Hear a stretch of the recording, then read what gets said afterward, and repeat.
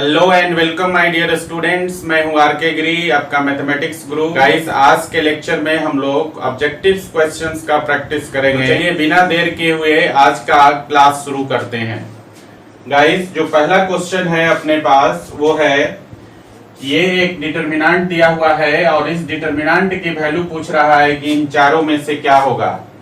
ठीक है, 0 होगा या फिर x माइनस ए का होल क्यूब होगा या फिर एक्स क्यू माइनस ए क्यू होगा या फिर आपका ए क्यू माइनस एक्स क्यू होगा। ठीक है गाइस, तो देखिए यहाँ पर ये जो डिटरमिनेंट दिया हुआ है, आप इसको ध्यान से देखेंगे तो कुछ न कुछ आपको प्रॉपर्टीज ऑफ डिटरमिनेंट का ऑपरेशन समझ में आ जाएगा। ठीक है, देखिए जरा, अगर हम लोग R1 को R2 में से घटा ले तो x और x कैंसिल हो जाएगा, यहाँ पर 1 बचेगा। और फिर इसी तरह R2 को यहाँ R3 में से घटा ले तो यहाँ आप देखेंगे x x कैंसिल हो जाएगा, 2 में से 1 घटेगा तो 1 हो जाएगा। तो यहाँ भी 1 हो गया, यहाँ भी 1 हो गया। इसी प्रकार यहाँ देखिए, इसको यहाँ घटाएंगे तो a को 2a में से घटाएंगे तो a हो जाएगा और x x कैंसिल हो जाएगा। और इसको R2 को R3 में से घटाएंगे तो 2a को 3a में से घटाएंगे तो a हो जाएगा और x कैंसिल हो जाएगा, मतलब यहाँ पर a और a हो जाएगा। इसी प्रकार से यहाँ पर आप देखेंगे कि यहाँ पर x प्लस 2a को x प्लस 4a में से घटाएंगे तो सिर्फ 2a बचेगा और फिर x प्लस 4a को x प्लस 6a में से घटाएंगे तो 2a बचेगा। तो आप देखेंगे कि R2 में जो एलिमेंट्स हो जाएंगे हो जाएगा 1a 2a और R3 में भी हो जाएगा 1a 2a। ठीक है, तो R1 और R2 के एलिमेंट्स जो है वो सेम हो जाएंगे, मतलब R1 और R2 और R3 जो है वो आपका आइडेंटिकल हो जाएगा। ठीक है गाइस, और इस केस में इस डिटरमिनेंट का वैल्यू 0 हो जाएगा।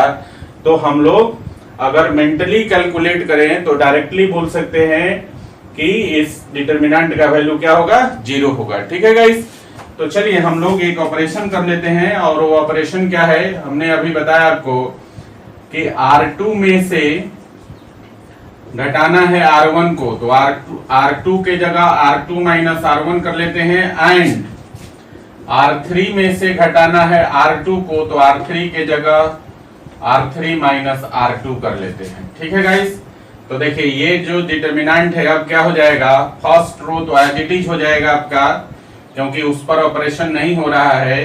तो ये हो गया x प्लस a और x प्लस 2a, ये हो गया R1। R2 को देखिए, अब R2 में से R1 को घटाना है, x प्लस 1 में से x घटाएंगे तो बचेगा 1, x प्लस 2a में से x प्लस a घटाएंगे तो बचेगा a, x प्लस 4a में से x प्लस 2a घटाएंगे तो बचेगा 2a। फिर देखिए R3 में से क्या करना है, R3 में से R2 को घटाना है, तो देखिए x प्लस 2 में से x प्लस 1 घटाएंगे तो हो जाएगा 1, x प्लस 3a में से x प्लस 2a घटाएंगे तो बचेगा a, और इसी तरह x प्लस 6a में से x प्लस 4a घटाएंगे तो बचेगा 2a। अब यहाँ ध्यान से देखिए, ये आपका R2 है और ये आपका R3 है। आप देखिए ध्यान से, R2 और R3 के जो एलिमेंट्स हैं वो सेम दिखाई दे रहे हैं, दे रहे हैं ना। और इस कंडीशन में हम लोग क्या बोलते हैं, दोनों रो आइडेंटिकल हो गया। और जब दो रो आइडेंटिकल हो जाएगा, ये दोनों रो आइडेंटिकल हो गया, और जब दो रो आइडेंटिकल हो जाए या दो कॉलम आइडेंटिकल हो जाए किसी डिटरमिनेंट का, तो उस डिटरमिनेंट की वैल्यू क्या हो जाती है, 0। सो गाइस, इस डिटरमिनेंट का वैल्यू हो गया 0। ठीक है, तो आपका जो आंसर हो जाएगा वो ऑप्शन ए हो जाएगा। तो क्वेश्चन नंबर 1 का सही आंसर हो गया ऑप्शन ए, इस डिटरमिनेंट का वैल्यू 0 के बराबर होगा। क्लियर है गाइस, चलिए नेक्स्ट क्वेश्चन की तरफ आते हैं। जो हमारा नेक्स्ट क्वेश्चन है गाइस, इसमें भी पूछ रहा है कि इस डिटरमिनेंट की वैल्यू क्या होगी। ठीक है ना, और यहाँ पे 4 ऑप्शंस दिए हैं, x माइनस 3 का स्क्वायर, माइनस 3x माइनस 6 का होल स्क्वायर, 0 और नन। इन चारों में से क्या होगा इस डिटरमिनेंट की वैल्यू। यहाँ भी हम लोग वही काम करेंगे, देखिए ध्यान से। R2 में से R1 को घटा लीजिए तो 1 हो जाएगा, यहाँ भी 1 और यहाँ भी 1 हो जाएगा। ठीक है, और फिर R2 को R3 में से घटा लीजिए तो यहाँ भी 1, यहाँ भी 1 और यहाँ भी 1 हो जाएगा। तो इसके भी दो रोज जो है आइडेंटिकल हो जाएंगे, R2 और R3। ठीक है गाइस, और इस कंडीशन में फिर से इस डिटर्मिनेंट की वैल्यू क्या हो जाएगी, 0 हो जाएगी। ठीक है ना। आप लोगों से बस एक ही रिक्वेस्ट है कि प्रॉपर्टीज ऑफ डिटर्मिनेंट बहुत इंपॉर्टेंट है डिटर्मिनेंट चैप्टर में। अगर आपकी कमांड प्रॉपर्टीज ऑफ डिटर्मिनेंट पर नहीं हुआ तो समझिए आपका डिटर्मिनेंट पढ़ना बेकार है। समझ गए ना। क्योंकि क्वेश्चंस जब भी आते हैं कंपटीशन में या बोर्ड लेवल के क्वेश्चंस, तो मैक्सिमम क्वेश्चंस जो है उसमें डिटर्मिनेंट की प्रॉपर्टी इन्वॉल्व रहती है। ठीक है गाइस। तो आपको जो भी डिटर्मिनेंट में प्रॉपर्टीज पढ़ाया गया है, आप उन सारे प्रॉपर्टीज का बार बार रिवीजन करें। सारे प्रॉपर्टीज को दिमाग में परमानेंटली आप जो है सेट कर लीजिए, ताकि डिटर्मिनेंट में आपको आगे किसी प्रकार की कोई परेशानी ना हो। ठीक है गाइस।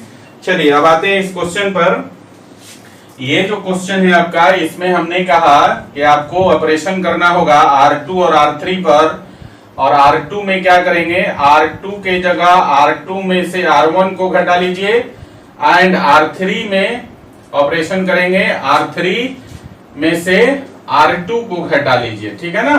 R3 के जगह R3 में से R2 को घटा लीजिए। तो देखिए क्या हो जाएगा गाइस, यहां देखिए x प्लस 2 में से x फर्स्ट रो तो आपका एज इट इज हो जाएगा x प्लस 1, x प्लस 2 और x प्लस 3। ठीक है ना। देखने में क्वेश्चन बड़ा लग रहा है, आपको लग रहा होगा कैसे इसको हम लोग सॉल्व करेंगे। ठीक है ना। लेकिन प्रॉपर्टी जैसे ही अप्लाई करते हैं आप, ठीक है, और इसकी जो मतलब वैल्यू है वो बिल्कुल आसानी से निकल जाता है। ठीक है ना। देखने पर नहीं जाना है कि क्वेश्चन का साइज बड़ा है तो क्वेश्चन बहुत डिफिकल्ट होगा, ऐसा नहीं है। प्रॉपर्टीज लगाते ही इसकी साइज सिकुड़ जाती है। ठीक है गाइस। चलिए तो सेकेंड रो पर क्या होगा, यहां देखिए ध्यान से, x प्लस 2 में से x प्लस 1 घटाएंगे तो हो जाएगा 1, फिर x प्लस 3 में से x प्लस 2 घटाएंगे तो 1, फिर x प्लस 4 में से x प्लस 3 घटाएंगे तो हो जाएगा 1। सिमिलरली R3 में से R2 को घटाना है तो देखिए x प्लस 3 में से x प्लस 2 घटाएंगे तो फिर हो गया 1, x प्लस 4 में से x प्लस 3 घटाएंगे तो फिर से मिला 1, और x प्लस 5 में से x प्लस 4 घटाएंगे, again you will get 1। So guys, आप यहां पर देख रहे हैं R2 और R3 को, R2 और R3 के सारे एलिमेंट्स इक्वल हैं। देखिए, है ना। तो ये दोनों रोज भी आपस में क्या हो गए, आइडेंटिकल हो गए। और जब दो रो किसी डिटर्मिनेंट के, दो रो या दो कॉलम आइडेंटिकल हो जाए तो डिटर्मिनेंट की वैल्यू क्या हो जाती है, 0। तो गाइस, इसकी भी वैल्यू क्या हो गई, 0। तो सही आंसर आपका हो जाएगा ऑप्शन सी। क्वेश्चन नंबर 2 का सही आंसर हो गया ऑप्शन नंबर सी, और इस डिटर्मिनेंट का वैल्यू हो गया 0। क्लियर है गाइस। चलिए इसको जरा लिख लीजिए।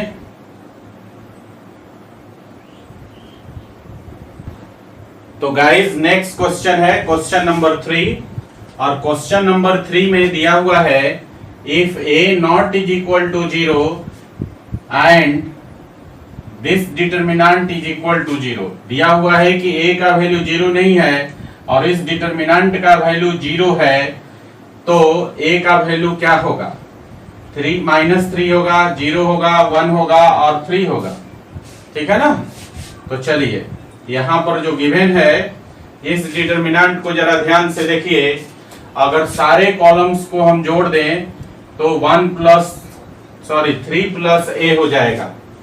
ठीक है ना। फर्स्ट कॉलम पर सारे एलिमेंट हो जाएगा 3 प्लस 1। देखिए 1 प्लस 1 प्लस 1 3 प्लस a, फिर हो जाएगा आपका 1 प्लस 1 प्लस, ये हो गया 1 3 और प्लस a, तो 3 प्लस a हो जाएगा। इसी तरह 1 प्लस 1 प्लस 1 3 और प्लस a। तो गाइज यहां पर हम लोग एक छोटा सा ऑपरेशन करेंगे कि C1 के जगह C1 plus C2 plus C3 कर लेते हैं।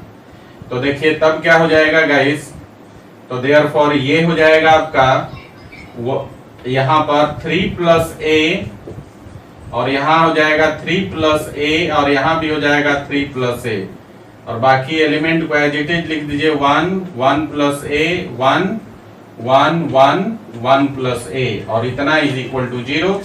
अब देखिए तो यहां से 3 प्लस a को हम C1 से बाहर निकाल सकते हैं। तो यहां पर लिख दीजिए कि take 3 plus a common from C1 और निकाल लीजिएगा तो ये हो जाएगा आपका 3 प्लस ए बाहर आ गया और अंदर बच गया 1 प्लस ए और ये हो गया आपका 1 और यहाँ हो गया 1 और ये हो गया आपका 1 प्लस ए और इतना इज इक्वल टू 0। ठीक है गाइस, अब देखिए ये जो डिटरमिनेंट बचा है इसमें हमें मैक्सिमम 0 लाना है। ठीक है ना, तो एक काम करें हम लोग कि अगर यहां से देखिए R3 को R1 में से घटा लें तो 2 0 हो जाएगा। ठीक है ना, तो गाइस यहाँ पे क्या करते हैं, R1 के जगह R1 में से R3 को घटा दीजिए तो ये हो जाएगा 3 प्लस ए जो आपका कॉमन निकला है और यहाँ देखिए 1 में से 1 घटाएंगे 0, फिर 1 में से 1 घटाएंगे हो जाएगा 0 और 1 में से 1 प्लस ए घटाएंगे तो हो जाएगा माइनस ए और सेकेंड रो और third row as it is हो जाएगा 1 प्लस ए 1 और फिर हो गया 1 प्लस ए और इतना इज इक्वल टू 0। अब इसको हम सॉल्व कर सकते हैं। देखिए फर्स्ट रो और थर्ड कॉलम कैंसिल हो जाएगा, माइनस ए के अबाउट हम लोग इसको इवैल्यूएट कर देंगे। तो जरा देखिए ध्यान से यहाँ पर ये तो हो गया आपका 3 प्लस ए और ये कितना हो जाएगा, यहाँ देखिए ये माइनस ए है तो इंटू माइनस ए, साइन इसका पॉजिटिव होता है तो प्लस माइनस माइनस ही होगा माइनस ए और इसको देखिए इसको इसमें गुना कीजिए, 1 में 1 से गुना करेंगे तो हो जाएगा 1 और फिर 1 में 1 प्लस ए से गुना करेंगे तो 1 प्लस ए ही होगा, लेकिन घटाएंगे तो -1 माइनस ए हो जाएगा और इतना इज इक्वल टू 0। अब जरा ध्यान दीजिए ये हो गया 3 प्लस ए और इनटू ये हो गया आपका माइनस ए और यहाँ प्लस माइनस आपका कैंसिल हो जाएगा, प्लस माइनस 1 कैंसिल हो गया तो ब्रैकेट के अंदर बचा minus a is equal to 0। तो जरा ध्यान दीजिए 3 प्लस ए और माइनस ए प्लस ए हो गया स्क्वायर हो जाएगा और इज इक्वल टू 0। तो यहाँ से a का 2 वैल्यू मिलेगा guys, 3 plus a is equal to 0 और यहाँ से a square is equal to 0। आप 3 को इस तरफ लाइए तो हो जाएगा a इज इक्वल टू -3 और यहाँ से स्क्वायर को इस तरफ लाएंगे तो a का वैल्यू 0। ठीक है गाइस, क्वेश्चन में दिया हुआ है a not is equal to 0। तो गाइस जब a जो 0 के बराबर नहीं होगा तो a का वैल्यू क्या होगा, a का वैल्यू -3 होगा ना। सो इस क्वेश्चन का जो सही आंसर होगा वो हो जाएगा ऑप्शन ए। ठीक है ना, क्वेश्चन नंबर 3 का सही आंसर हो जाएगा ए, जिसमें a की वैल्यू कितनी होगी -3। ठीक है गाइस, चलिए अगले क्वेश्चन की तरफ बढ़ते हैं। अगला क्वेश्चन 4 है और क्वेश्चन नंबर 4 है गाइस, ये यहाँ पर आपके पास एक फंक्शन दिया हुआ है f(x) और फंक्शन क्या है, डिटरमिनेंट के फॉर्म में दिया हुआ है। ठीक है ना, जैसे कि यहाँ डिटरमिनेंट लिखते थे उसी तरह यहाँ पर फंक्शन लिख दिया और इसके जितने भी एलिमेंट है सब x के टर्म में है। ठीक है ना, तो x का ये फंक्शन हो गया, इसको डिटरमिनेंट की जगह फंक्शन से डिनोट किया हुआ है। क्लियर है, इससे घबराना नहीं है। तो ये डिटरमिनेंट है, पूछ रहा है f100 का वैल्यू क्या होगा, मतलब x के जगह f(x) में x के जगह 100 रख दें तो वैल्यू क्या होगा। ठीक है, तो सबसे पहला काम कि f(x) का जो वैल्यू है वो डिटरमिनेंट के फॉर्म में दिया है तो डिटरमिनेंट को इवैल्यूएट करके सबसे पहले हम छोटा कर लेते हैं। ठीक है ना, और तब हम x के जगह क्या करेंगे 100 डाल देंगे तो f100 का वैल्यू मिल जाएगा। ओके गाइस, तो देखिए यहां से हम लोग बढ़ते हैं आगे, f(x) का वैल्यू निकालना है आपको।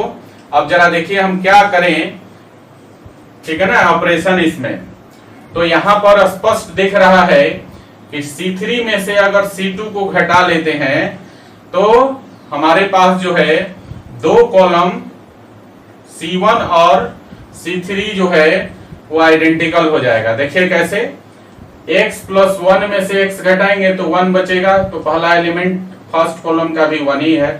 यहाँ देखिए x इसको गुना करेंगे तो एक्स स्क्वायर माइनस 1 हो जाएगा और इसको गुना करेंगे तो एक्स स्क्वायर प्लस 1 हो जाएगा। इसको जब घटाएंगे तो x square plus minus cancel हो जाएगा और ये आपका 2x हो जाएगा।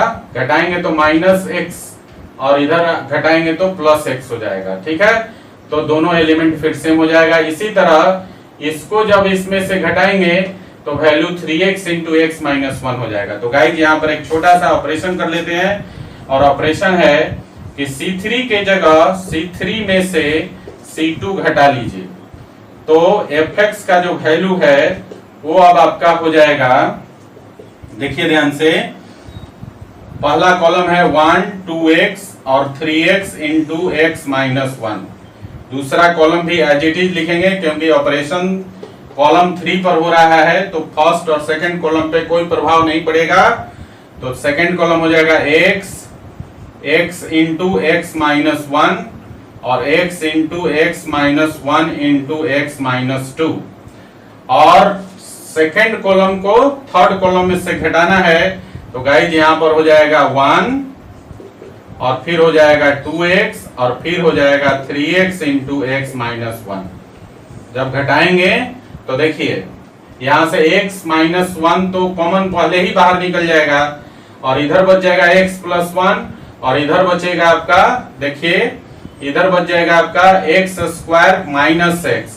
तो माइनस एक्स को घटाएंगे तो प्लस एक्स हो जाएगा। ठीक है ना, पर इसको घटा के देख लीजिएगा वैल्यू यही आएगा आपका। तो आप देख रहे हैं यहाँ पर कि इसका जो कॉलम फर्स्ट है C1 और ये जो थर्ड कॉलम है C1 और C3 ये दोनों का एलिमेंट सेम है, देख लीजिए कोरस्पॉन्डिंग लोकेशन पर।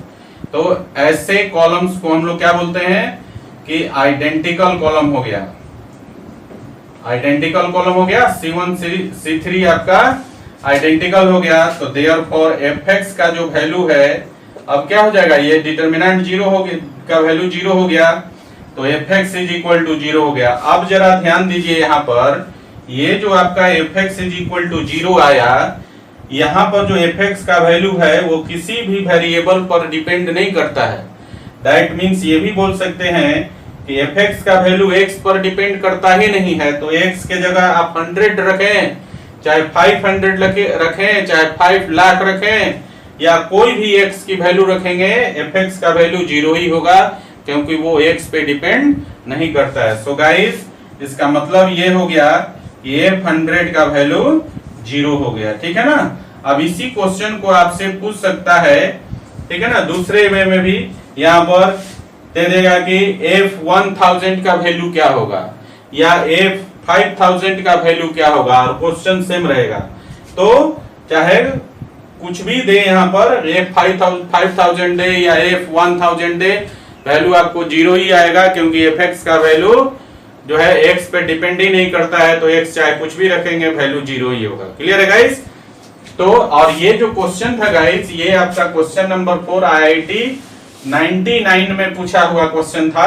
ठीक है ना, तो क्वेश्चन नंबर 4 का जो सही आंसर हो गया वो ऑप्शन हो गया A। ठीक है ना, यहाँ पर A में दिया है कि fx का f100 का वैल्यू क्या होगा, 0 होगा। क्लियर है? चलिए इसको लिख लीजिए जरा।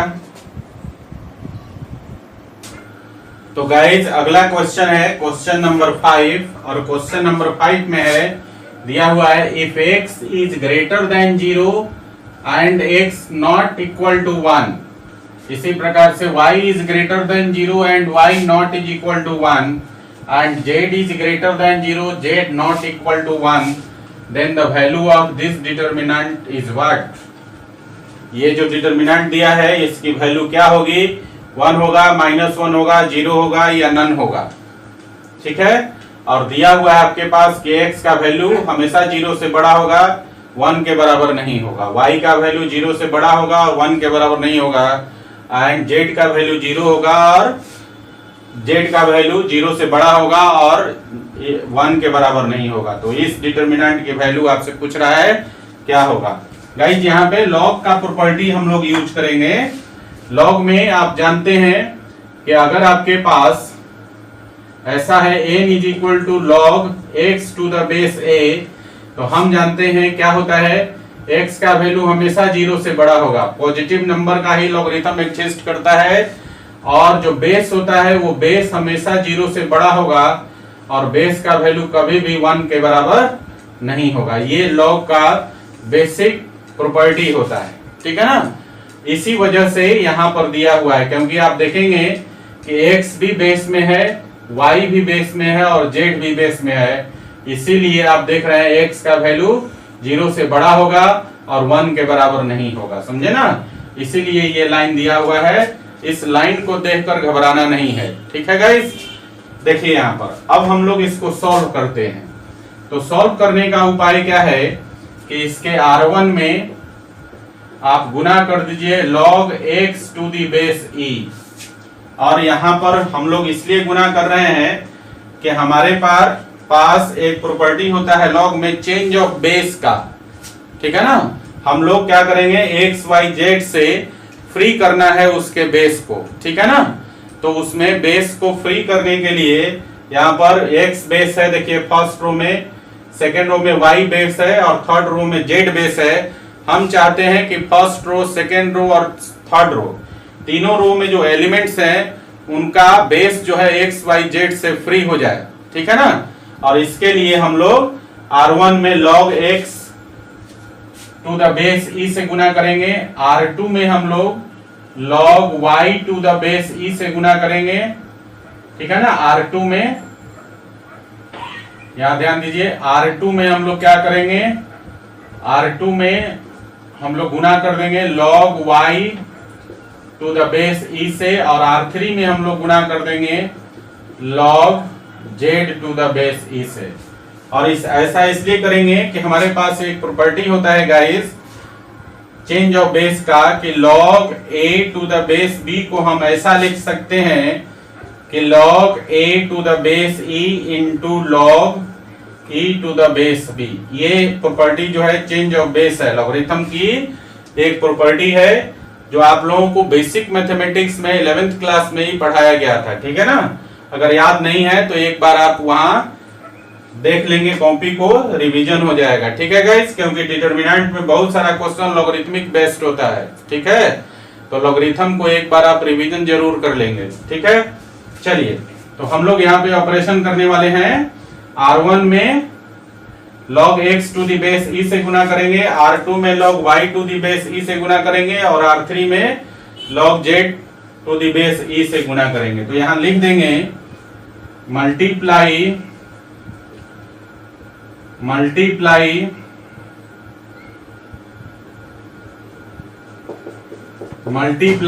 r1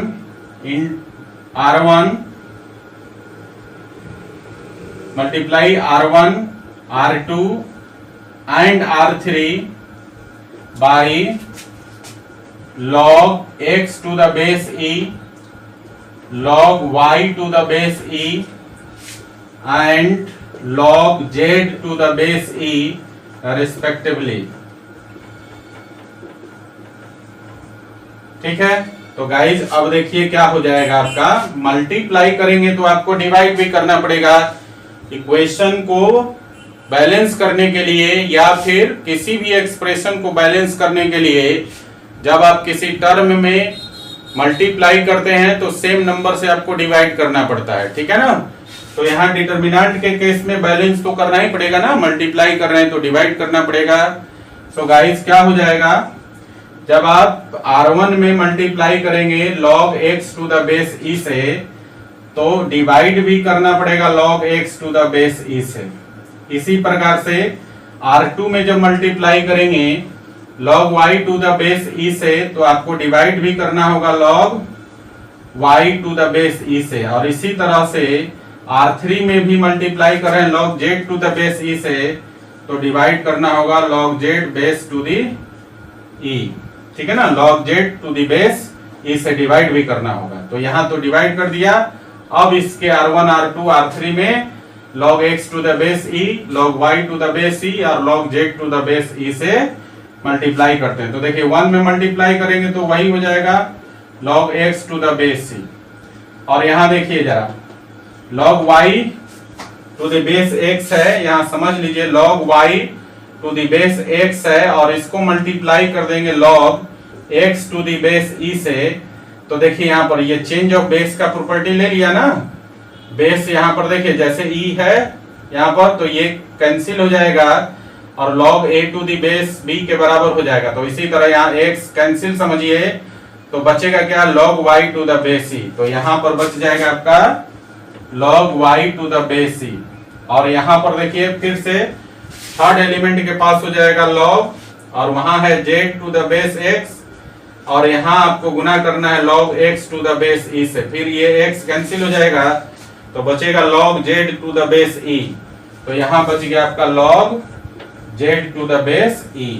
ठीक है, अब जरा देखिए सेकेंड रो में, यहाँ पर देखिए log x to the base y है, log x to the base y है और इसमें गुना करना है log y to the base e। फिर से y cancel, log x to the base e हो जाएगा, log x to the base e हो गया।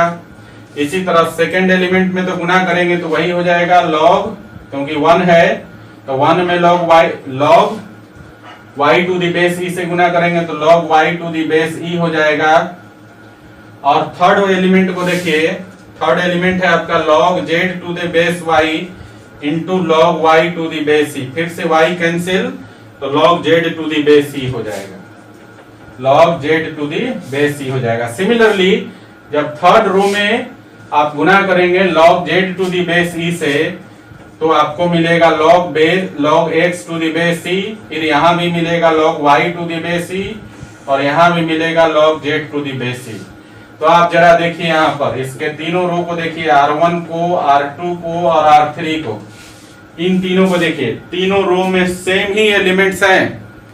आपको मालूम है कि किसी भी दो रो या दो कॉलम के एलिमेंट सेम हो जाए तो उन रो और कॉलम्स को आइडेंटिकल रो और कॉलम बोलते हैं, और ऐसे कंडीशन में डिटरमिनेंट का वैल्यू 0 होता है। तो आप कोई भी दो रो को चूज करेंगे तो इस डिटरमिनेंट की वैल्यू हो गई 0। और इसको देखिए, और ये जो हो गया आपका 1 by log x to the base e into log y to the base e into log z to the base e, और इंटू इस डिटरमिनेंट का वैल्यू हो गया 0, क्योंकि इसके तो तीनों रो ही आइडेंटिकल है। हमें 0 बनाने के लिए सिर्फ दो ही रो चाहिए, तो R1 R2 आइडेंटिकल है, ऐसे तो तीनों रो में सेम ही सेम एलिमेंट है। ठीक है ना, तो इसलिए आइडेंटिकल की वजह से इस डिटरमिनेंट के वैल्यू 0 हो गई, तो कुल वैल्यू कितना हो गया, इस डिटरमिनेंट के वैल्यू आ गई 0। ठीक है गाइस, तो देखिए ऑप्शन कौन सा सही है आपका, सी नंबर। ठीक है ना, सी में दे रहा है इस डिटरमिनेंट का वैल्यू क्या होगा, 0 होगा। सो गाइस क्वेश्चन नंबर 5 का जो सही आंसर होगा हो जाएगा ऑप्शन नंबर सी, और डिटरमिनेंट की वैल्यू हो गई 0। क्लियर है गाइस, चलिए ये तो था आपका क्वेश्चन नंबर 5। अब हम लोग चलते हैं क्वेश्चन नंबर 6 की तरफ। ठीक है ना, तो देखिए जरा क्वेश्चन नंबर 6 क्या कहता है आपसे। क्वेश्चन नंबर 6 कह रहा है कि ये जो डिटरमिनेंट दिया हुआ है इसका वैल्यू क्या होगा, इन चार ऑप्शन में से कौन सा वैल्यू होगा। देखिए ए बी सी होगा, या A B plus B C plus C A होगा, या 0 होगा, या फिर A B A minus B into B minus C into C minus A होगा। ठीक है, तो ये तो चार ऑप्शन का पता तभी चलेगा कि इसमें से कौन सा सही है जब हम लोग इसको सॉल्व करेंगे। तो गाइस देखिए यहाँ पर जो थर्ड कॉलम है इसका, ये दो टर्म्स का सम है ना। अब ये मत कहना कि सर यहाँ तो माइनस लिखा हुआ है तो डिफरेंस हो जाएगा। तो देखिए आप समझिए, a माइनस बी को आप ऐसा लिख सकते हैं, a प्लस माइनस बी, तो आप बोल सकते हैं दो टर्म का सम है ना। इसको हम लोग एक्चुअली बोलते हैं क्या, दो टर्म का डिफरेंस हो या सम हो उसको हम लोग बोलते हैं अलजेब्रिक सम, क्योंकि उसे हम लोग सम के टर्म में एक्सप्रेस कर सकते हैं। ठीक है ना, तो a square minus b c को हम लोग एक्सप्रेस कर सकते हैं ना इस प्रकार से, a स्क्वायर और प्लस और माइनस बी सी ऐसा लिख सकते हैं, तो दो टर्म का सम हो गया। इसी प्रकार तीनों एलिमेंट को लिख सकते हैं। तो गाइस हम लोग कहाँ थे, हाँ हम लोग थे कि ये जो थर्ड कॉलम है ये आपका दो टर्म का सम है। ठीक है ना, तो हम लोग क्या करेंगे, इस डिटरमिनेंट को दो डिटर्मिनेंट के सम में या अलजेब्रिक सम में लिख सकते हैं, या डिफरेंस है तो आप दो डिफरेंस में भी आप एक्सप्रेस कर सकते हैं, ठीक है ना।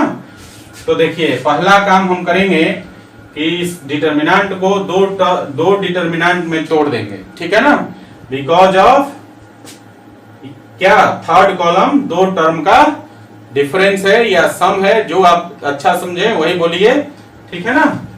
तो देखिए इसको हम लिख सकते हैं, जो क्वेश्चन में दिया हुआ है उसको दो डिटर्मिनेंट में तोड़ सकते हैं। तो पहले में हम लोग स्क्वायर वाला टर्म को ले लेंगे और दूसरे में हम लोग BC CA और AB को ले लेंगे, ठीक है।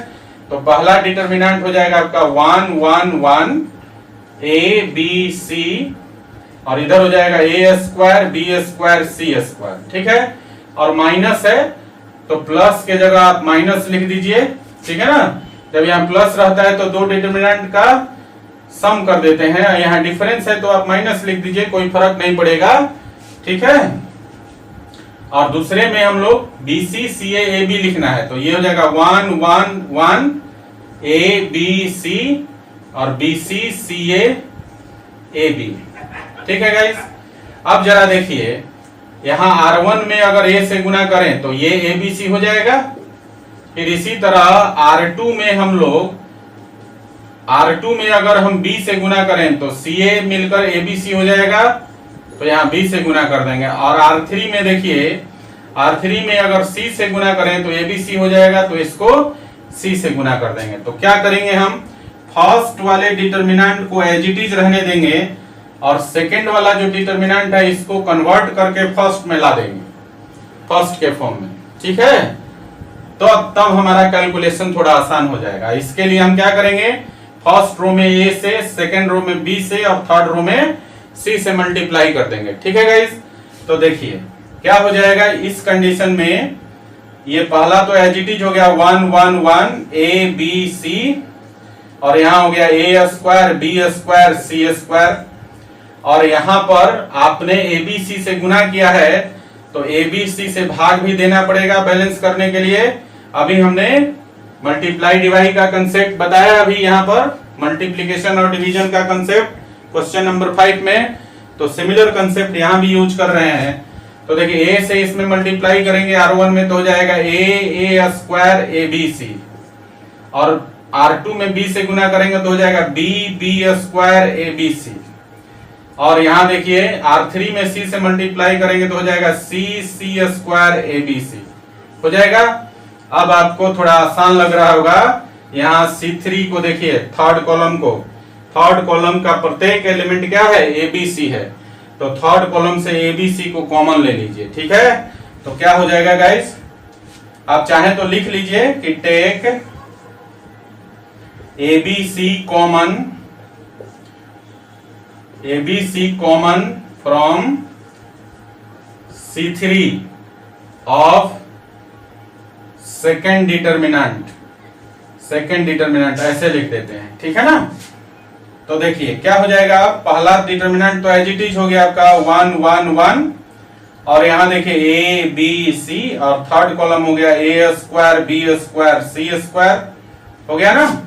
और यहाँ पर आपका ABC यहाँ से बाहर निकल गया तो ABC बाई ABC हो जाएगा और बचेगा क्या, ABC और यहाँ से हो गया आपका A square B square C square और यहाँ हो जाएगा 1 1 1। तो देखिए जरा ये ABC और ABC तो कैंसिल हो जाएगा। अब इस डिटर्मिनेंट को, पहले वाले डिटर्मिनेंट को और दूसरे वाले डिटर्मिनेंट को जरा ध्यान से देखिए, ये दोनों डिटर्मिनेंट में एलिमेंट सेम ही दिख रहा है, खाली अरेंजमेंट में आपको डिफरेंस नजर आएगा, ठीक है ना। जो इसका फर्स्ट कॉलम है इसका थर्ड कॉलम है और जो इसका देखिए सेकंड कॉलम है वो इसका फर्स्ट कॉलम है और जो इसका थर्ड कॉलम है इसका सेकंड कॉलम है। अरेंजमेंट खाली कॉलम्स का डिफरेंस है, बाकी दोनों डिटर्मिनेंट सेम ही दिखाई दे रहा है। तो आप जरा देखिए, यहाँ ध्यान से देखिएगा, यहाँ पर हम दो बार चेंजेस करेंगे, दो कॉलम को आपस में चेंज करेंगे दो बार। देखिए पहली बार में क्या करेंगे कि C1 के जगह C3 ला देंगे और C3 के जगह C1 ला देंगे, ठीक है ना। तो अब यहाँ पर हो जाएगा 1 1 1, सेकेंड कॉलम ऐसे ही रह जाएगा A square B square C square और थर्ड कॉलम के जगह हो जाएगा ABC। तो जब आप एक बार दो कॉलम को चेंज करेंगे तो साइन माइनस से प्लस हो जाएगा ना। और फिर अभी भी आपका नहीं होगा इसके बराबर, क्योंकि यहाँ 1 1 आया और बीच में a square b square c square है, जबकि यहाँ ABC है। तो क्या करेंगे तब गाइस, दूसरा बार हम चेंज करेंगे कि सेकेंड कॉलम को फिर थर्ड कॉलम बना देंगे और थर्ड कॉलम को हम सेकेंड बना देंगे। तब a स्क्वायर b स्क्वायर जो है आपका a square b square c square यहाँ आ जाएगा और यहाँ पर जो ABC था अब वो यहाँ आ जाएगा। तब जाके आपका जो है ये डिटरमिनेंट पहले वाले डिटरमिनेंट के बराबर हो जाएगा। तो ऐसे केस में हमने दो चेंजेस किए, दो बार दो कॉलम को आपस में इंटरचेंज किया। तो दो बार जब साइन चेंज होगा तो फिर से जो साइन था वही साइन हो जाएगा। पहली बार जब चेंज करेंगे तो माइनस से प्लस हो जाएगा और दूसरी बार जब चेंज करेंगे तो फिर प्लस से माइनस हो जाएगा। तो गाइज इन दोनों चेंज के बाद अब क्या बचेगा आपके पास, ये हो जाएगा 1 1 1 ABC a square b square c square और फिर ये वाला डिटरमिनेंट भी अब दो चेंजेस के बाद वही हो जाएगा 1 1 1 ABC a square b square c square. अब देखिए दोनों डिटरमिनेंट सेम है तो वैल्यू भी ऑब्वियसली दोनों का सेम आएगा। तो और दोनों प्लस माइनस साइन के साथ है तो कैंसिल हो जाएगा। तो इस प्रकार इस डिटरमिनेंट की वैल्यू क्या हो जाएगी, 0। ठीक है गाइस, तो देखिए तो कोई ऑप्शन है इसमें, ऑप्शन सी में 0 दिया हुआ है। सो गाइस क्वेश्चन नंबर 6 का जो सही आंसर है वो हो जाएगा ऑप्शन सी और इस डिटरमिनेंट की वैल्यू हो जाएगी 0। ठीक है गाइस, चलिए इसको लिख लीजिए जरा। तो गाइस अगला क्वेश्चन है क्वेश्चन नंबर 7 और क्वेश्चन नंबर 7 में पूछ रहा है कि इस डिटरमिनेंट का वैल्यू क्या होगा। जो ये डिटरमिनेंट गिवन है इसका वैल्यू पूछ रहा है क्या होगा, 6xyz xyz 4xyz और xy plus yz plus zx, इन चारों में से क्या होगा इस डिटरमिनेंट का वैल्यू। तो गाइज इसको हम लोग सबसे पहले काम करते हैं, यहाँ पर आप एलिमेंट्स को ध्यान से देखिए, कॉलम के एलिमेंट्स को देखिए। फर्स्ट कॉलम में y और z है और दो y है और दो z है। तो अगर हम r1 r2 r3 को जोड़ दें तो 2y प्लस 2z हो जाएगा, 2 इंटू y प्लस z हो जाएगा। ठीक है, इसी तरह से आप सेकेंड कॉलम के एलिमेंट को देखिए, इसमें 2z है और 2x है तो 2 इंटू z प्लस x हो जाएगा। ठीक है, और इसी तरह आप थर्ड कॉलम को देखेंगे तो 2x है और 2y है, जोड़ देंगे तो ये हो जाएगा आपका 2x प्लस 2y, 2 कॉमन हो जाएगा, x प्लस y हो जाएगा। तो पहला काम हम करेंगे, यहाँ पर देखिए पहला काम हम लोग करते हैं कि r1 के जगह r1 plus r2 plus r3 कर लेते हैं। ठीक है, तो देखिए तो ये डिटरमिनेंट क्या हो जाएगा आपका, इसको डेल्टा से अगर डिनोट कर दें तो यहाँ पर ऊपर हो जाएगा 2 इंटू वाई प्लस जेड और यहाँ हो जाएगा 2 into x z plus x और इधर हो जाएगा आपका 2 इंटू एक्स प्लस वाई और सेकेंड और third row as it is हो जाएगा y z z plus x z और वाई और एक्स प्लस वाई, ये हो जाएगा आपका। अब जरा ध्यान दीजिए, यहाँ पर R1 से आप 2 कॉमन ले सकते हैं तो क्या हो जाएगा, 2 को कॉमन ले लिया तो बाहर आ गया और यहाँ होगा y प्लस जेड वाई और जेड, यहाँ हो जाएगा आपका जेड प्लस एक्स और जेड और यहाँ हो जाएगा x प्लस वाई वाई और x प्लस वाई, ये हो जाएगा आपका। अब जरा ध्यान दीजिए कि अगर हम लोग ऐसा करते हैं, R1 को अगर हम घटा लेते हैं, R1 को अगर हम लोग घटा लेते हैं R2 में से, R1 को घटा लीजिए R2 में से और R1 को घटा लीजिए R3 में से। ठीक है, तो एक ऑपरेशन करते हैं, R2 के जगह R2 माइनस R1 कर लीजिए एंड R3 के जगह भी R3 माइनस R1 कर लीजिए। तो गाइज ये हो जाएगा 2 और यहाँ देखिए ऊपर वाला तो एज इट इज हो गया आपका y प्लस जेड और इसको इसमें घटाएंगे तो y y कैंसिल हो जाएगा, ये माइनस जेड हो जाएगा और इसको इसमें घटाएंगे, सॉरी इसको इसमें घटाएंगे तो जेड जेड कैंसिल हो जाएगा, माइनस वाई बचेगा। इसी तरह यहाँ पर जेड प्लस एक्स हो गया, और इसको इसमें घटाएंगे हो गया 0, और इसको इसमें घटाएंगे तो जेड जेड कैंसिल हो जाएगा, माइनस एक्स हो जाएगा। इसको इसमें घटाएंगे तो वाई वाई कैंसिल हो जाएगा, ऊपर वाला एलिमेंट तो एक्स प्लस वाई हो गया, और इसको वाई में से घटाएंगे तो वाई वाई कैंसिल हो जाएगा, ये माइनस एक्स हो जाएगा, और इसको फिर यहाँ घटाएंगे तो 0 हो गया। ठीक है गाइस, अब जरा ध्यान दीजिए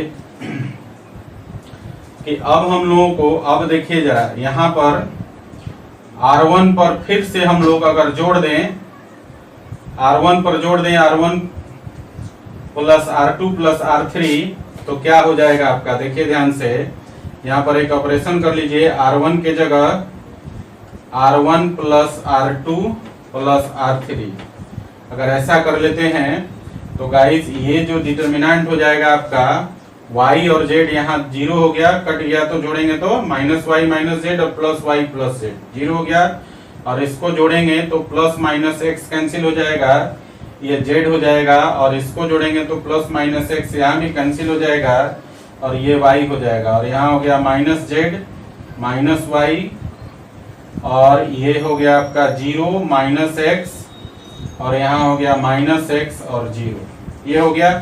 अब इसको हम लोग जरा इवेलुएट कर लेते हैं, तो देखिए अब आपके पास अगर हम लोग R1 के लॉन्ग इवेलुएशन करें इसका, तो देखिए 0 एलिमेंट, ये जो पहला एलिमेंट है 0, इसके लॉन्ग तो 0 हो जाएगा, बच गया 2 एलिमेंट Z और Y, तो देखिए यहाँ पर, और ये 2 आपका बाहर निकला हुआ था कॉमन, ठीक है ना, तो ये तो 2 2 हो गया, और यहाँ एक हम ब्रैकेट दे देते हैं इस प्रकार से, और ये हो गया Z, और Z का साइन आपका होता है नेगेटिव, तो माइनस Z हो गया, और इससे पास रो कॉलम को हटा दीजिए तो बचेगा आपके पास माइनस Z माइनस वाई, और इधर बचेगा माइनस एक्स और 0। ठीक है गाइस, और Z है, Z का साइन पॉजिटिव होता है, और Z से पास होने रो कॉलम को हटा दीजिए तो बचेगा माइनस जेड माइनस वाई और 0 माइनस एक्स, ये बचेगा आपका। ठीक है ना, अब जरा ध्यान दीजिए यहाँ पर आप, ये तो 2 हो गया, और देखिए z माइनस जेड में 0 से गुना करेंगे तो हो जाएगा 0, और माइनस वाई में माइनस एक्स से गुना करेंगे तो माइनस माइनस प्लस, ठीक है ना, तो प्लस एक्स वाई हो जाएगा, तो ये हो जाएगा 0 माइनस, और प्लस एक्स वाई को घटाएंगे 0 में से तो 0 माइनस एक्स वाई हो गया, और यहाँ पर प्लस वाई है, और यहाँ देखिए माइनस जेड में माइनस एक्स से गुना करेंगे तो प्लस जेड एक्स हो गया, और वाई में आप 0 से गुना करेंगे तो 0 हो गया, तो जेड एक्स माइनस 0।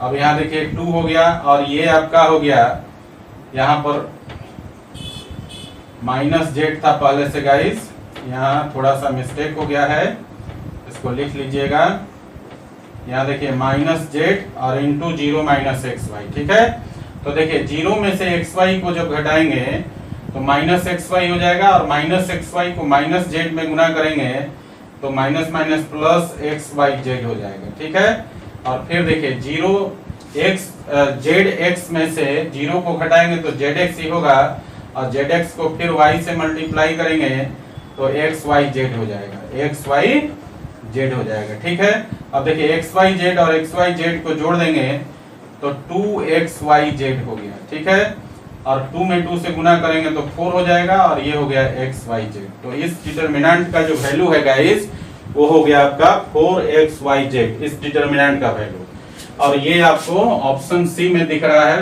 4xyz। तो गाइस क्वेश्चन नंबर 7 का सही आंसर जो होगा वो हो जाएगा ऑप्शन सी। ठीक है ना, 4xyz होगा इस डिटरमिनेंट का वैल्यू। क्लियर है गाइस?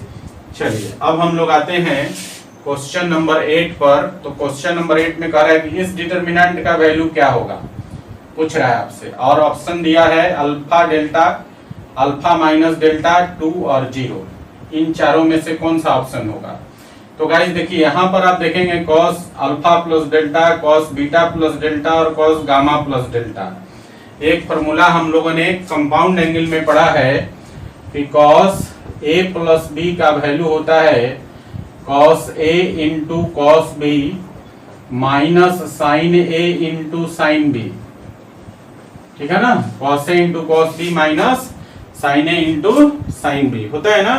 तो हम लोग क्या करेंगे, ये जो डिटर्मिनेंट है इसके थर्ड कॉलम को हम लोग एक्सपेंड कर देंगे कॉस ए प्लस बी पर। ये जो फॉर्मूला है कॉस ए प्लस बी का, इस फॉर्मूला पर हम लोग इसको एक्सपेंड कर देंगे। ठीक है ना, जब एक्सपेंड कर देंगे तब हमें कुछ क्लू मिलेगा। तो पहला काम हम लोग एक्सपेंड कर लेते हैं।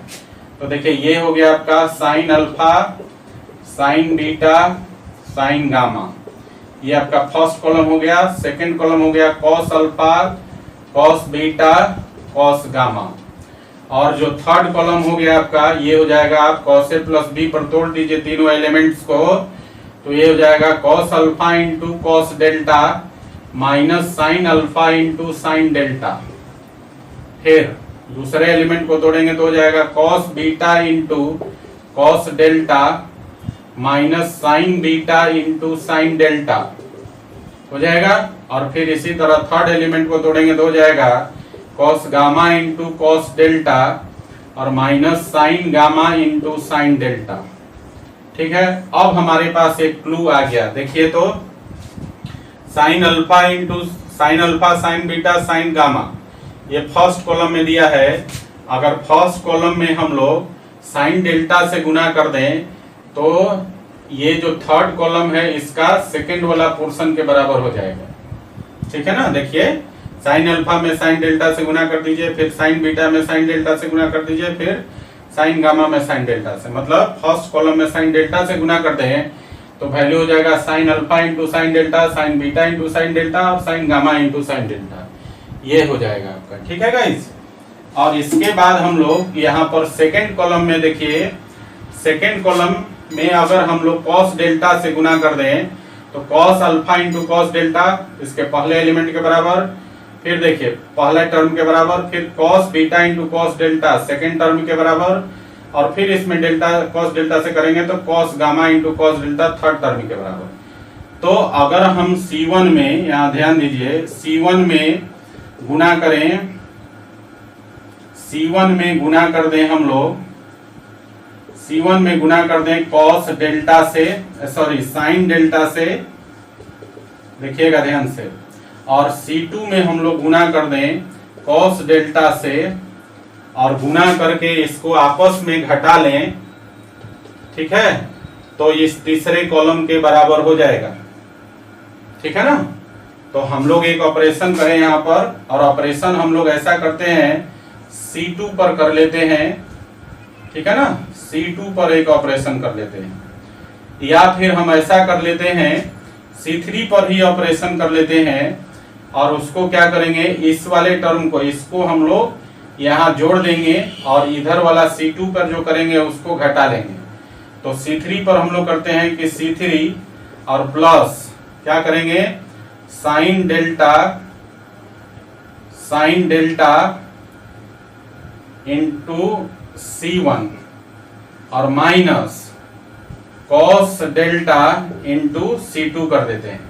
तो कॉस डेल्टा जब इन कॉस अल्फा कॉस बीटा के साथ गुना होके और इसके साथ कैंसिल हो जाएगा, तो देखिए क्या हो जाएगा, अब आपका यहाँ पर फर्स्ट, ये आपका ऑपरेशन किस पर हो रहा है, ये ऑपरेशन हो रहा है आपका C3 पर। तो फर्स्ट और सेकंड कॉलम या जीटीज हो जाएगा, थर्ड कॉलम में चेंजेज आएगा। तो देखिए क्या चेंजेज आएगा गाइस, यहाँ देखिए फर्स्ट कॉलम है sine alpha, sign beta, sign gamma, ये हो गया। सेकेंड कॉलम हो गया cos alpha, cos beta, cos gamma, और थर्ड कॉलम पे पहले तो आप इसको लिख दीजिए, ये आपका cos alpha into cos delta minus sign alpha into sine delta.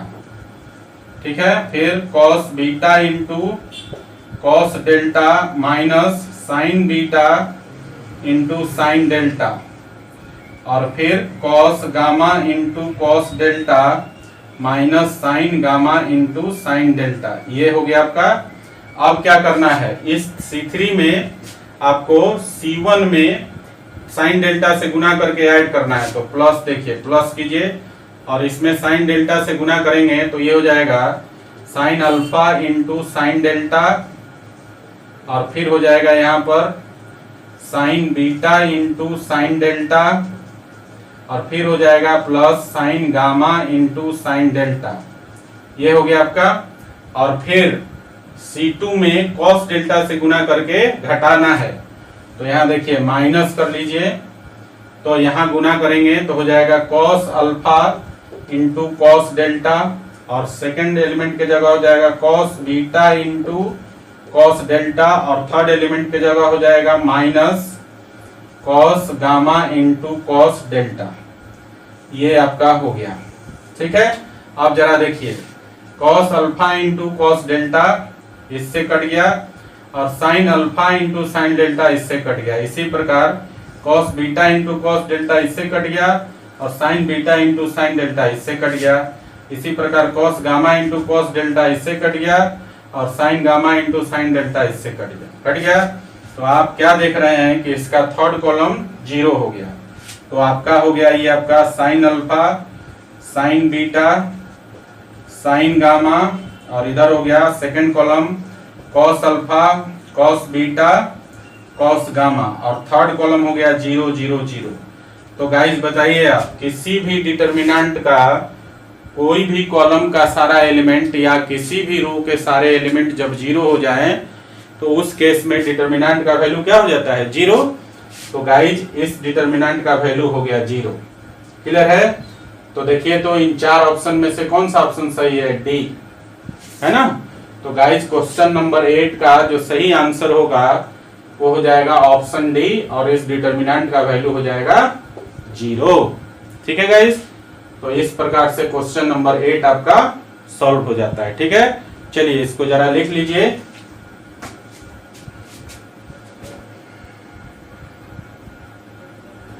तो गाइज अगला क्वेश्चन है क्वेश्चन नंबर 9 और क्वेश्चन नंबर 9 में आपसे कह रहा है कि L M N R pth qth rth terms of GP. GP के एल एम एन जो है जीपी का पीएथ क्यूएथ आरएथ टर्म है और बीइंग ऑल पॉजिटिव और ये सब के सब पॉजिटिव है, तो इस डिटरमिनेंट का वैल्यू क्या होगा। ठीक है गाइस, तो देखिए जीपी में आप पढ़े हैं कि जीपी का जनरल टर्म जो होता है, यहां पर लिख देता हूं जनरल टर्म ऑफ जीपी। समझिए पहले जीपी का जो जनरल टर्म होता है टीएन और वो होता है ए आर एन माइनस 1 और ए क्या है यहाँ पर वेयर ए जो है वो फर्स्ट टर्म ऑफ जीपी होता है, फर्स्ट टर्म ऑफ जीपी और आर जो होता है वो आपका कॉमन रेशियो।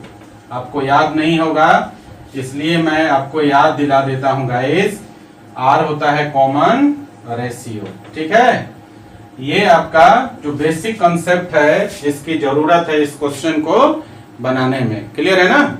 अब हम लोग आते हैं यहाँ पर कि ए एल एम एन दिया हुआ है, पीएथ क्यूएथ आरए टर्म मालूम है, तो हम क्या करते हैं कि पीएथ क्यूएथ आरए टर्म को निकालने के लिए ये वैल्यू दिया हुआ है, हम लोग इसका इस जीपी का फर्स्ट टर्म और कॉमन रेशियो मान लेते हैं।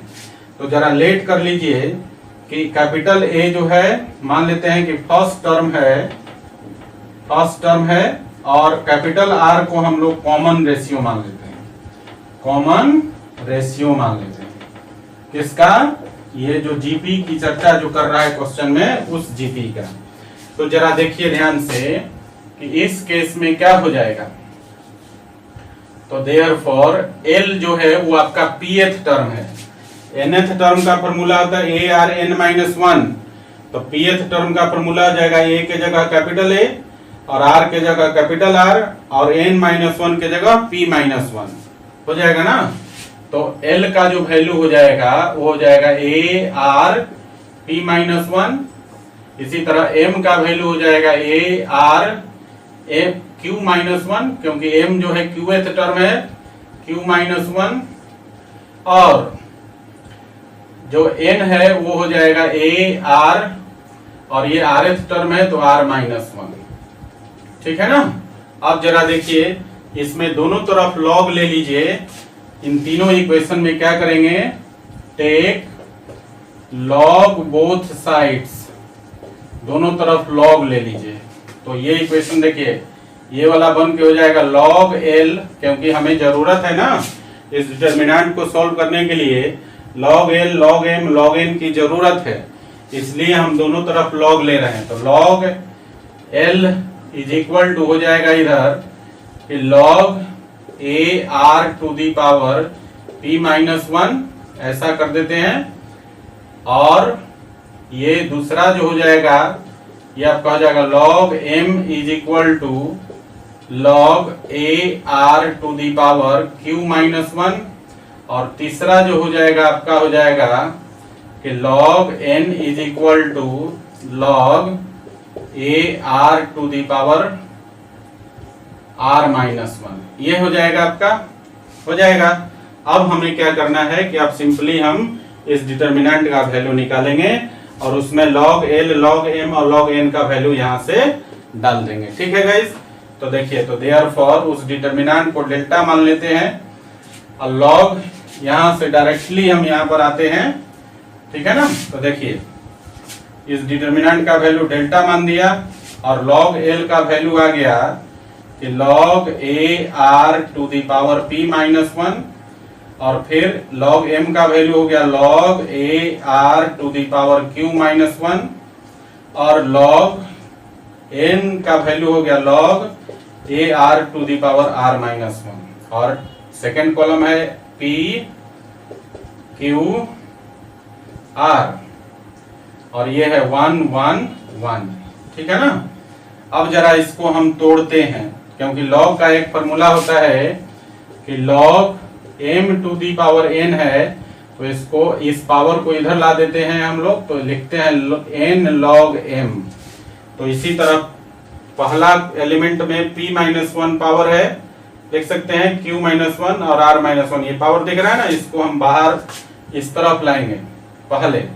तो ये हो जाएगा आपका log ये हो जाएगा आपका p-1 और यहाँ log A r हो जाएगा, ठीक है ना। और ये हो जाएगा q-1 log A r, और फिर हो जाएगा आपका r-1 log A r हो जाएगा, और यहाँ हो गया p q r 1 1 1, ठीक है गाइस। अब यहाँ देखिए, log A r को हम बाहर भी निकाल सकते हैं, निकाल सकते हैं ना, तो निकाल लीजिए जरा।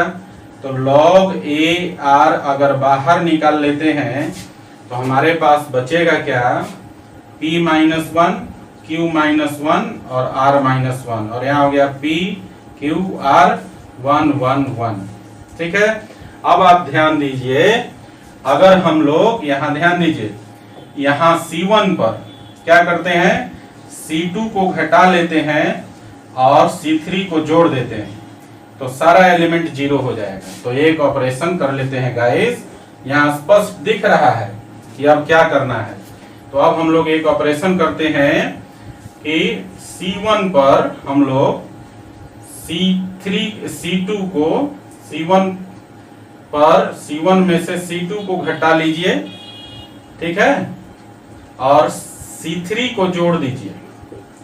तो देखिए क्या हो जाएगा, ये हो जाएगा अब आपका log A r बाहर है, और यहाँ इसको देखिए, इसमें घटाएंगे तो p 0 हो गया, +-1 जोड़ेंगे तो 0 हो जाएगा। तो फर्स्ट कॉलम के सारा एलिमेंट 0 हो जाएगा, और p q r हो गया 1 1 1 हो गया। तो देखिए, तो इस डिटर्मिनेंट का वैल्यू 0 हो जाएगा ना। क्यों हो जाएगा 0? क्योंकि फर्स्ट कॉलम के सारे एलिमेंट 0 हो गए, ठीक है ना। जैसा कि आप जानते हैं कि किसी भी रो या कॉलम के सारे एलिमेंट 0 हो तो डिटर्मिनेंट का वैल्यू 0 हो जाता है। तो ये इस डिटर्मिनेंट की वैल्यू 0 हो गई, तो ये हो गया आपका log A r इंटू 0, तो वैल्यू हो गया 0, ठीक है गाइस। तो इस क्वेश्चन को आपने देखा कि इस डिटर्मिनेंट का वैल्यू आता है 0, जब एल एम एन जो है पीएथ क्यूएथ are th term of GP है और सब के सब पॉजिटिव है तो। सो गाइस क्वेश्चन नंबर 9 का जो सही आंसर हो जाएगा वो हो जाएगा ऑप्शन नंबर डी। ठीक है गाइस, चलिए इसको लिखिए जरा।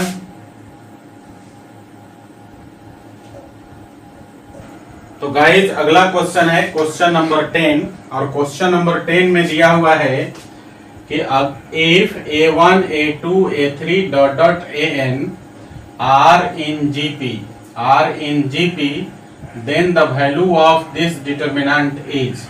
इस डिटर्मिनेंट का वैल्यू क्या होगा, ठीक है ना।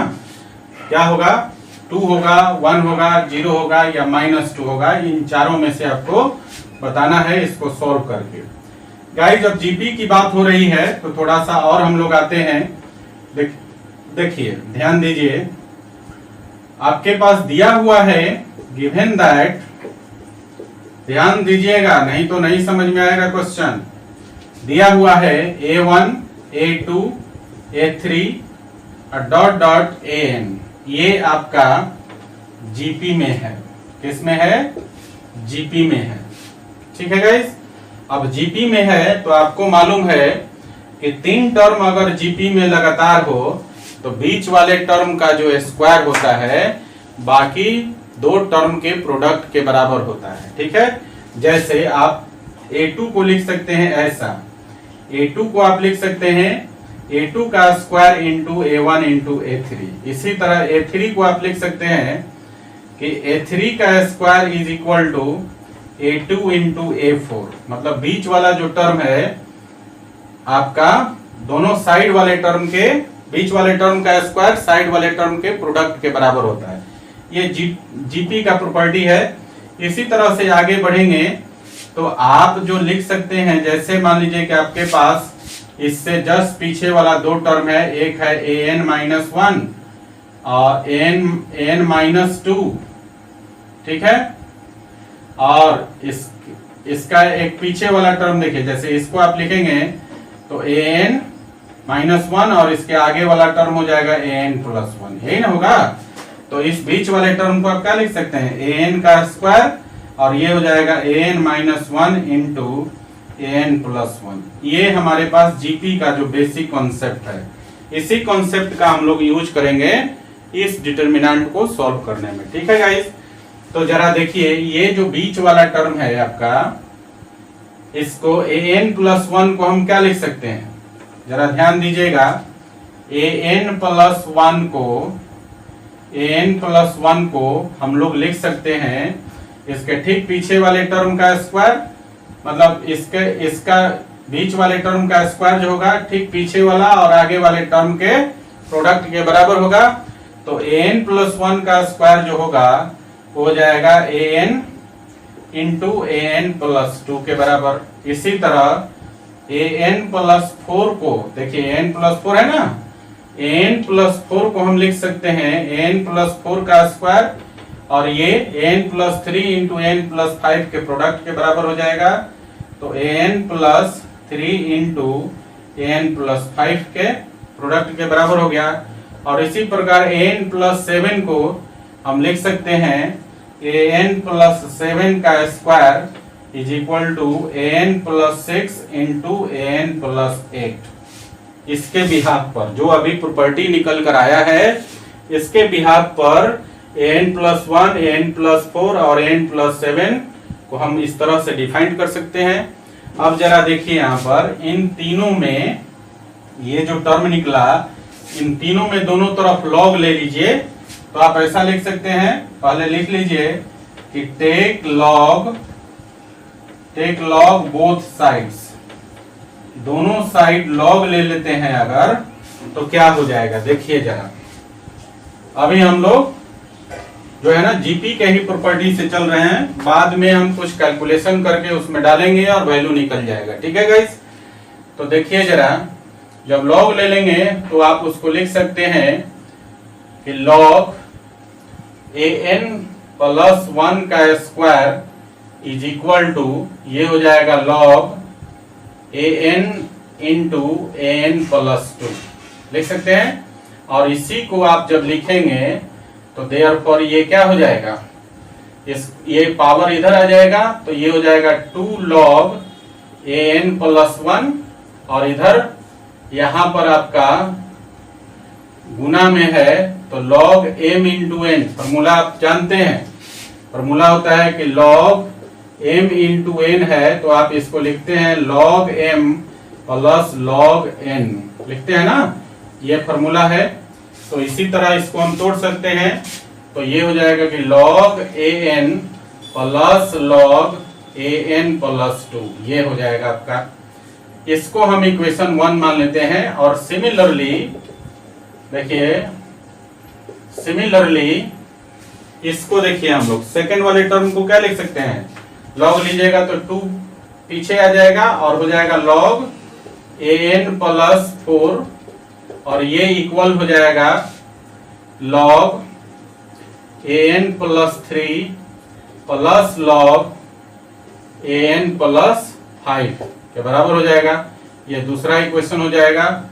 और इसी तरह से तीसरे टर्म को, इसको आप लिख सकते हैं 2 log an प्लस 7, और ये इक्वल हो जाएगा log an plus 5, sorry an plus 6 और प्लस log an प्लस 8 के बराबर हो जाएगा। और ये आपका तीसरा इक्वेशन हो गया। ये हमारे पास रिजल्ट आता है। अब इस रिजल्ट को ध्यान से देखिए, ये जो 2 लगा हुआ है वो सब के सब बीच वाले टर्म में लगा हुआ है ना। तो अगर हम बीच वाले टर्म में 2 से मल्टीप्लाई कर लें, ठीक है, और फिर उसमें हम लोग जो है ना फर्स्ट कॉलम और थर्ड कॉलम के एलिमेंट को जोड़ दें, तो यहां C2 पर जो हो जाएगा वो आपका C2 पर ये वाला एक्सप्रेशन मिल जाएगा आपको, ठीक है। और जब ये एक्सप्रेशन मिल जाएगा तो जरा देखिए, इसको हम लोग इधर लाके घटा देंगे तो एक तरफ वैल्यू 0 हो जाएगा ना। चलिए हम लोग यहाँ पर कर ही लेते हैं। अब यहां से इन तीनों इक्वेशन से हम लोग ये लिख सकते हैं, दैट इज, देखिए ध्यान से, that is we can right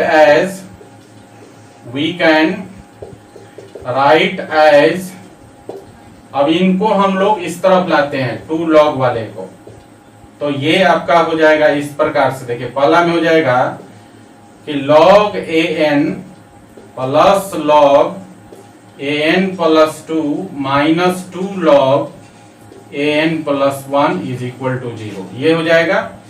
फिर दूसरा हो जाएगा आपका log an प्लस 3 और प्लस log an प्लस 5 और माइनस हो जाएगा 2 log,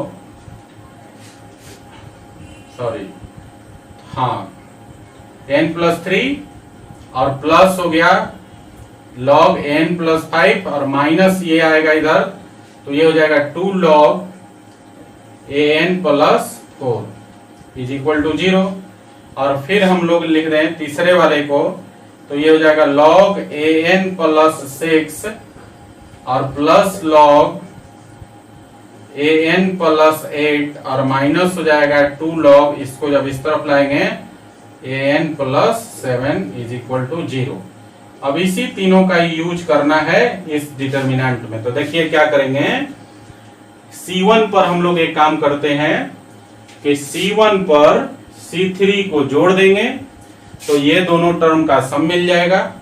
और फिर हम क्या करेंगे, C2 में 2 से मल्टीप्लाई करके घटा लेंगे, तो ये पूरा टर्म मिल जाएगा। और इस पूरे टर्म का वैल्यू क्या है, 0 0 0, तो डेफिनेटली C1 के सारे एलिमेंट्स 0 हो जाएंगे और डिटर्मिनेंट का वैल्यू क्या हो जाएगा, 0 हो जाएगा। ठीक है गाइस, तो हम क्या करते हैं, इस डिटर्मिनेंट में इस डिटर्मिनेंट को यहां से उठाते हैं और अब हम लोग डिटर्मिनेंट पे बात करते हैं। तो यहां पर हम लोग क्या करेंगे, एक ऑपरेशन कर लेते हैं। और ऑपरेशन क्या करेंगे, C1 के जगह C1 प्लस 3 और माइनस 2C2 कर लेते हैं। तो देखिए इस डिटर्मिनेंट का वैल्यू क्या हो जाएगा, C1 और C3 को ऐड करेंगे तो हो जाएगा log an प्लस 2 और C2 में 2 से मल्टीप्लाई करके घटाएंगे तो माइनस हो जाएगा 2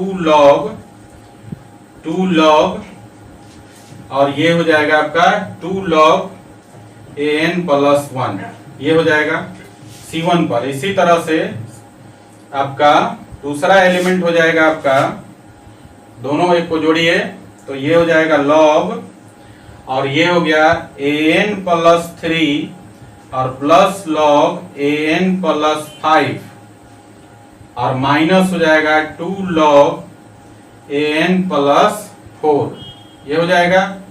और तीसरा एलिमेंट हो जाएगा log an प्लस 6 और प्लस log an प्लस 8 और माइनस हो जाएगा 2 log an प्लस 7। और सेकंड एलिमेंट तो सेकंड कॉलम और third column as it is हो जाएगा। ये हो जाएगा log an प्लस 1, यहाँ हो जाएगा log an प्लस 4 और यहाँ हो जाएगा log an प्लस 7 और थर्ड कॉलम हो जाएगा log an plus 2 log an plus 5 और यहाँ हो जाएगा log an प्लस 8। ये आपका डिटर्मिनेंट हो जाएगा। और ये सब वैल्यू जो है हम यहाँ पर निकाल चुके हैं। इन तीनों का वैल्यू क्या है? 0 0 0। तो गाइस यहाँ पर हम लोग लिख लेते हैं, देखिए ध्यान से, यहाँ पर या छोड़ दीजिए, आप समझ लीजिए। जो आपका फर्स्ट कॉलम का एलिमेंट है वो आपका 0 हो जाएगा। जरा देखिए यहाँ ध्यान दीजिए। तो अब आपका जो फर्स्ट कॉलम का एलिमेंट है वो आपका सब 0 हो जाएगा। तो इस डिटर्मिनेंट में देखिए फर्स्ट कॉलम यहाँ निकाले हैं ना, यही वाला एक्सप्रेशन है। देखिए तीनों यहाँ फर्स्ट कॉलम में, तो ये सारा एलिमेंट हो गया 0 0 0 और सेकेंड कॉलम और third column as it is हो जाएगा ना। तो आप बताइए कि जब किसी डिटर्मिनेंट का किसी रो या कॉलम का एलिमेंट सारे के सारे 0 हो तो डिटर्मिनेंट का वैल्यू क्या हो जाता है? 0। सो गाइस इस डिटर्मिनेंट का वैल्यू हो गया 0, ठीक है ना। तो देखिए तो कौन सा ऑप्शन सही है? ऑप्शन नंबर सी में दिया है कि इस डिटर्मिनेंट का वैल्यू 0 होगा, 0 है, ठीक है ना। तो गाइस क्वेश्चन नंबर 10 का जो सही आंसर है ऑप्शन नंबर सी है और इस डिटर्मिनेंट का वैल्यू 0 होगा, ठीक है गाइस। चलिए इसको जरा लिख लीजिए और लिखने से पहले आपसे थोड़ी सी चर्चा करेंगे। गाइस डिटर्मिनेंट को हम लोग इसी लेक्चर के साथ फिनिश करते हैं। अगले लेक्चर से हम लोग नया चैप्टर शुरू करेंगे, ठीक है ना। और आपसे गुजारिश है कि डिटर्मिनेंट के क्वेश्चंस बनाइए आप, ऑब्जेक्टिव सब्जेक्टिव जितने भी क्वेश्चंस मिले आप खूब प्रैक्टिस कीजिए, तभी आपका कंसेप्ट बिल्डअप होगा, ठीक है ना। डिटर्मिनेंट में हजारों क्वेश्चंस हैं और वीडियो लेक्चर्स के थ्रू इतने सारे क्वेश्चंस को पढ़ाना बताना जो है पॉसिबल नहीं है। समझ रहे हैं आप बात को? क्योंकि बहुत सारा समय लग जाएगा और हम लोगों को सिर्फ डिटर्मिनेंट और मैट्रिसेज ही नहीं पढ़ना है।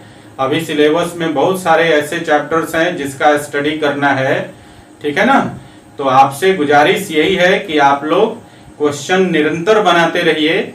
जहां कहीं भी किसी प्रकार का डाउट हो आप मुझे, ठीक है ना, डाउट अपना बता दीजिए। यथासंभव समय निकाल कर आपके डाउट का आंसर हम प्रोवाइड कराएंगे, ठीक है गाइस। तो आप क्या करेंगे? खूब प्रैक्टिस करिए, बहुत सारा क्वेश्चन है, ठीक है ना। सारे क्वेश्चंस का सॉल्यूशन कराना पॉसिबल नहीं है, तो खूब प्रैक्टिस कीजिए, ठीक है। और अपने डाउट्स मुझे मेरे तक जो है ना पहुंचा दीजिए, आपका सॉल्यूशन मिल जाएगा, ठीक है guys.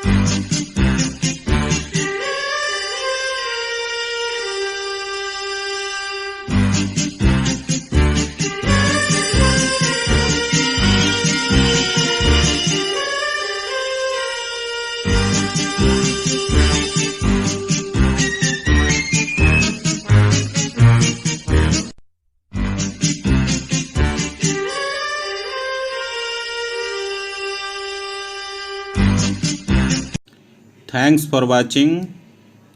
Keep in touch. Do like, share and subscribe.